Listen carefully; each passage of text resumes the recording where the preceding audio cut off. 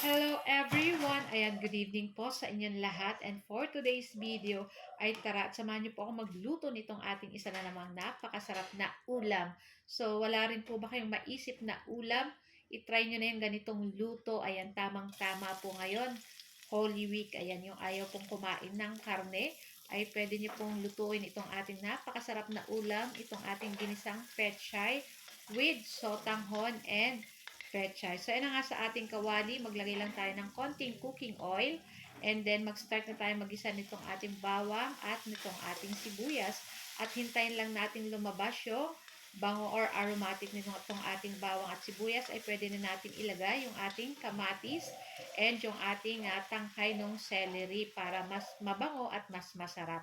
So, after natin mag-isa yung ating kamatis and yung ating celery dun sa ating bawang at sibuyas, naglagay lang tayo ng asin para pampalasa, ay pwede na natin ilagay dyan yung ating 2 latang sardinas. So kahit anong brand po ng sardinas ay pwede naman. So kung ano po yung gusto nyong ilagay na sardinas. So naglagay na rin po ako ng asin, ayan, para sa pampaalat. So dagdag-dagdag na lang kung medyo matabang pa. At maglagay po tayo ng tubig. Siyempre yung ating lulutuin ay may sabaw po dapat. So, ayan na nga. At pag kumulo na yung ating tubig, ay pwede na po nating ilagay dyan yung ating isang pack na maliit na sotanghon. At pagkatapos, ay pwede na rin po nating ilagay dyan yung ating pechay. Ayan, napakasarap po nito at napaka-healthy pa. So, madali lang naman pong lutuin yung ganito. Kaya naman, itry nyo na kung hindi nyo pa po natatry yung ganitong luto na nakadagdag pa ng bango at sarap itong ating nilagay na tangkay ng celery. Pero kung ayaw nyo naman lagyan ng celery, okay lang naman po. Okay lang naman po. Pero para sa akin, masarap po siya pag may celery. Ayan, mabango at nakakatanggal din nung langsa ng ating sardinas.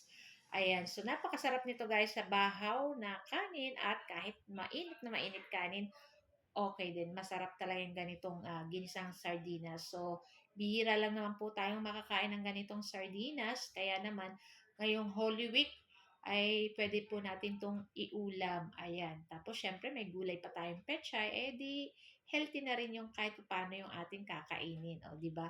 Damihan nyo na lang po ng pechay para mas masarap. So, yan na nga. So, ito lang po ang ating video today. At sana po ay nag-enjoy kayo. So, nagluto rin po pala ako ng chicken afritada kasi yung aking bunsong anak ay mahina po sa mga ganitong sardinas. Kaya nagluto pa rin ako ng chicken afritada. So, ina nga at nagsandok na ako nitong ating napakasarap na ginisang sardinas with sotanghon and pechay. Kaya naman, tara na at samahan nyo na rin po kaming kumain itong ating napakasarap na ulam for today's video. Walang iba kundi itong ating ginisang sardinas with sotanghon and pechay at yung ating chicken apretada. Thank you for watching. Bye!